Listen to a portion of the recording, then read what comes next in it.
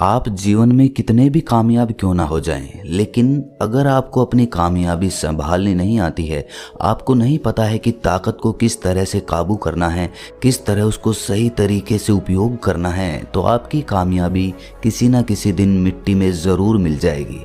जितना ज़रूरी कामयाब होना है, उससे कहीं ज़्यादा ज़रूरी उस कामयाबी को संजो कर रखना है, उसको संभाल कर रखना है।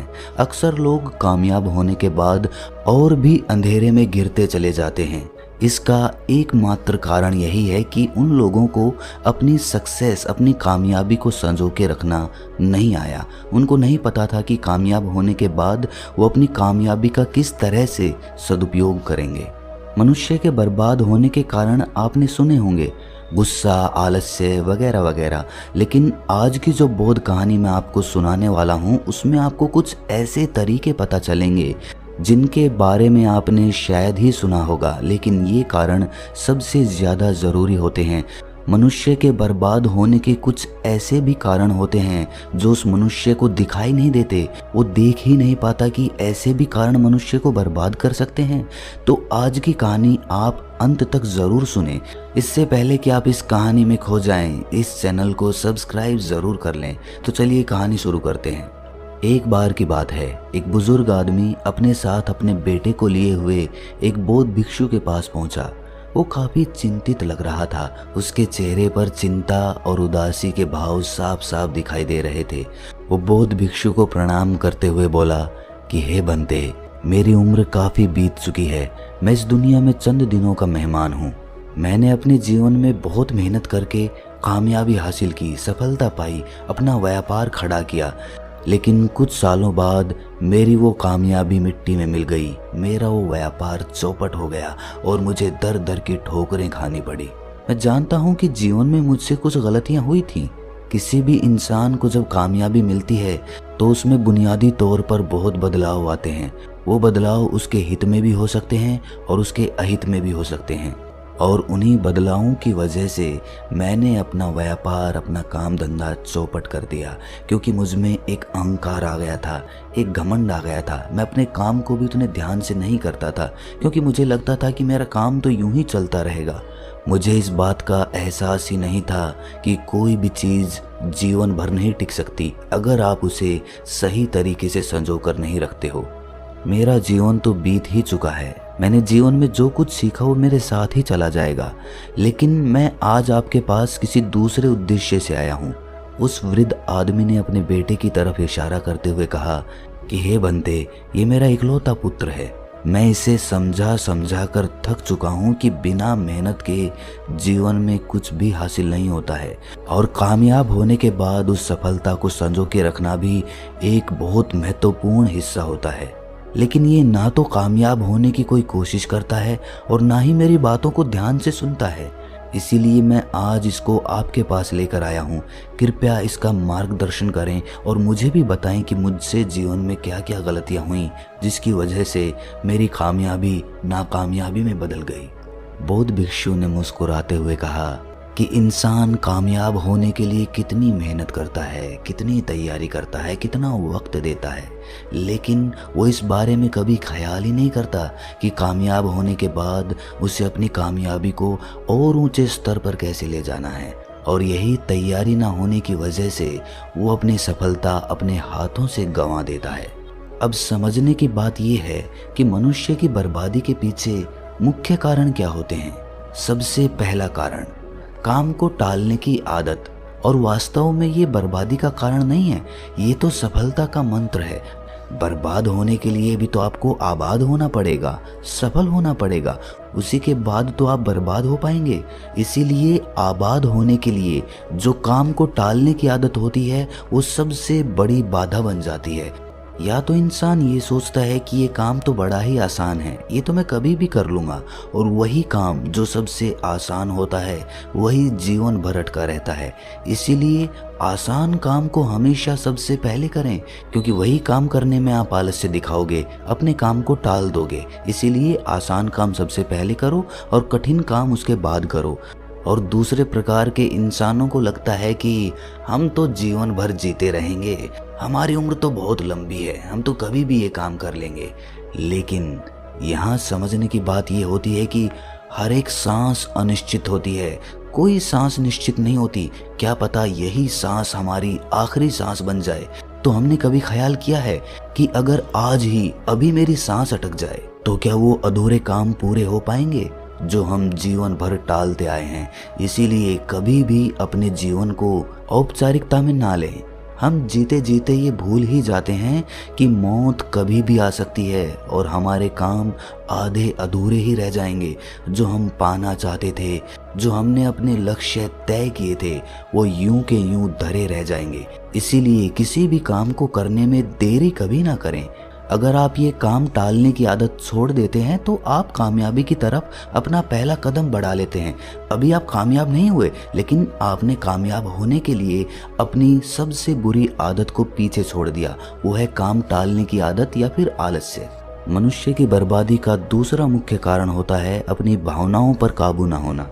अक्सर इंसान का अपनी भावनाओं पर काबू ही नहीं रहता है। वो कभी बहुत ज़्यादा दुखी हो जाता है तो कभी बहुत ज़्यादा गुस्से में भर जाता है और यही भावनाएं उसे जीवन के अंधकार में धकेल देती हैं। भावनात्मक होना अच्छी बात है, लेकिन भावनाओं में बह जाना आपको बर्बादी की तरफ ले जाता है। आपसे किसी ने कुछ कहा और आप तुरंत गुस्से में भर गए और आपने उस गुस्से में ऐसा कदम उठा लिया जो आप कभी भी उठाना ही नहीं चाहते थे।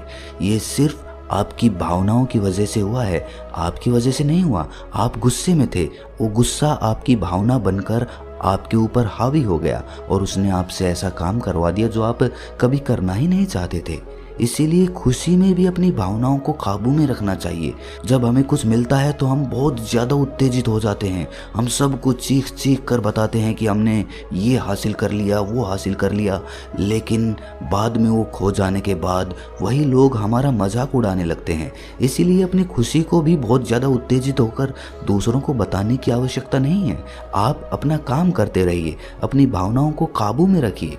मनुष्य की बर्बादी का तीसरा मुख्य कारण होता है दूसरों को खुश करने की आदत।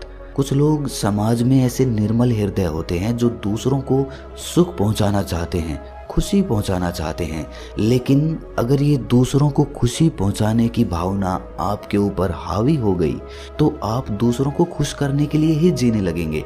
अब आप सोच रहे होंगे कि ये दूसरों को खुश करना तो अच्छी बात है, ये बर्बादी का कारण कैसे हो सकता है?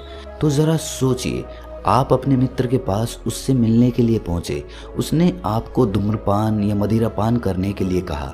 आपने सिर्फ अपनी दोस्ती की वजह से अपने दोस्त को खुश करने के लिए ही वो मदिरापान कर ली और उसके बाद नुकसान किसको भुगतना पड़ा? आपको, आपके शरीर को।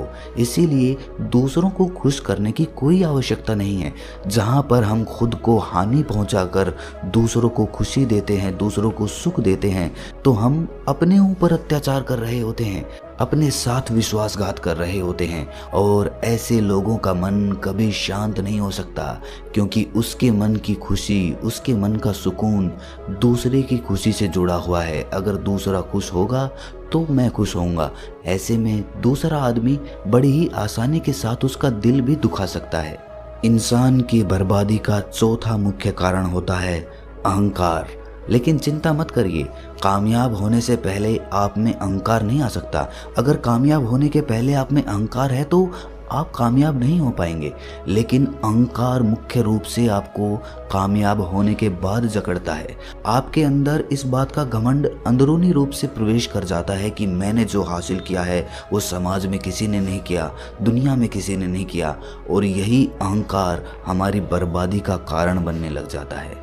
याद रखना, दुनिया में कुछ भी खोने या पाने जैसा नहीं होता है, इसलिए अहंकार की कोई बात ही नहीं है। सब कुछ पीछे छूट जाएगा।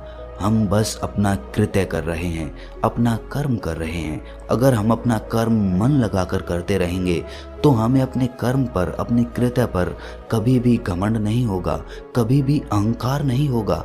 हम अपने कृत्य को किसी दूसरे कृत्य से ऊंचा नहीं समझेंगे, किसी दूसरे इंसान को अपने से छोटा नहीं समझेंगे। इसीलिए हर इंसान इस दुनिया में अपना कृत्य कर रहा है, अपना काम कर रहा है। काम को तो हमने बांट दिया, छोटा या बड़ा, पूंजी के हिसाब से। क्या जो आदमी सफाई कर रहा है वो छोटा काम कर रहा है, और जो सत्ता को चला रहा है, सरकार में बैठा है, वो बड़ा काम कर रहा है? नहीं, अगर आप आंखें खोलकर देखेंगे, समझदारी पूर्वक देखेंगे, तो दोनों काम अपनी जगह उतने ही जरूरी हैं। बाकी सब अच्छे काम एक समान होते हैं। ये परमात्मा की बनाई हुई व्यवस्था है। उसने अपने तरीके से दुनिया को चलाया है और उसी तरह दुनिया चलेगी। हम सिर्फ उसके हाथों की कठपुतलियां हैं। हम अपना काम कर रहे हैं, अपना कृत्य कर रहे हैं और उस पर अहंकार करने का कोई भी मतलब नहीं बनता है। मनुष्य की बर्बादी का 5वां मुख्य कारण होता है लालच। जब आदमी कामयाबी हासिल कर लेता है, धन कमाने लगता है, तो उसके मन के अंदर तरह तरह के लालच उठने लगते हैं। उसके मन के अंदर चलने लगता है कि मैं अभी और धन कमाऊं और सफलता हासिल करूं और कामयाब बनूं, और इसीलिए धन को ज़्यादा बढ़ाने के चक्कर में वो लालच में फंस जाता है और वहाँ से वो जुए जैसी आदत में पड़ जाता है। हमने समाज में ऐसे बहुत से लोग देखे होंगे जो कामयाब हुए, लेकिन उनकी कामयाबी उन्होंने जुए में उड़ा दी। इसीलिए जो कामयाबी सही तरीके से मिल रही है उसी पर यकीन करें। जल्दी धन कमाने के चक्कर में या कामयाब होने के चक्कर में ना फंसें, वरना तो आप ऐसे चक्कर में फंस जाएंगे जहां से आप कभी बाहर नहीं निकल पाएंगे। इंसान की बर्बादी का 6वां मुख्य कारण होता है काम वासना। काम वासना से ग्रस्त आदमी ना तो अपना काम तरीके से कर पाएगा, पूरे ध्यान से कर पाएगा, और दूसरी बात, उसके घर में हमेशा अशांति बनी रहेगी। जब उसकी पत्नी को पता चलेगा कि उसका पति काम वासना का शिकार है, वो दूसरी औरतों के पास जाता है, तो जाहिर सी बात है उसके घर में लड़ाई झगड़े होंगे ही। जब आप कामयाब होते हैं तो तरह तरह के लोग आपसे जुड़ने लगते हैं, तरह तरह के लोग आपसे संबंध बनाना चाहते हैं, और अगर आप काम वासना के शिकार हैं तो आप ऐसे संबंधों में फंस जाएंगे जहां से बाहर निकलना लगभग नामुमकिन सा हो जाएगा।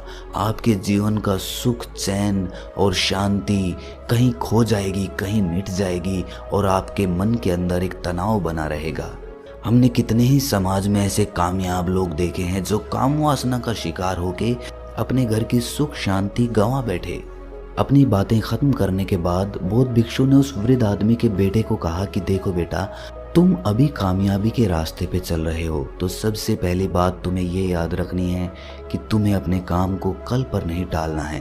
बाकी चीज़ें बाद में आएंगी जब तुम कामयाब हो जाओगे, लेकिन सबसे पहला, सबसे ज़रूरी कदम तो यही है कि तुम पहले कामयाब बनो, और कामयाब होने के बाद इन 6 बातों का ध्यान रखना, तो जीवन में तुम कभी भी निराश या दुखी नहीं रहोगे और एक अच्छा जीवन व्यतीत करोगे। श्रोताओं, हमारा काम है आपको एक रास्ता दिखाना, एक पथ दिखाना, लेकिन चलना तो आपको ही पड़ेगा। उन पे मंथन तो आपको ही करना पड़ेगा। मेरी बातों को सत्य मत मान लेना, खुद उन पे मंथन करना, खुद उन पे सोचना कि क्या मैंने जो बताया है वो सही बताया है या फिर गलत बताया है। और जैसा भी आपको लगे आप कमेंट सेक्शन में मुझसे पूछ सकते हैं या अपने भाव बता सकते हैं। तो कैसी लगी आपको ये कहानी कमेंट सेक्शन में ज़रूर बताना, और अच्छी लगी तो इस चैनल को सब्सक्राइब ज़रूर कर लेना। तो मिलते हैं अगली किसी कहानी में, तब तक के लिए अपना ख्याल रखें।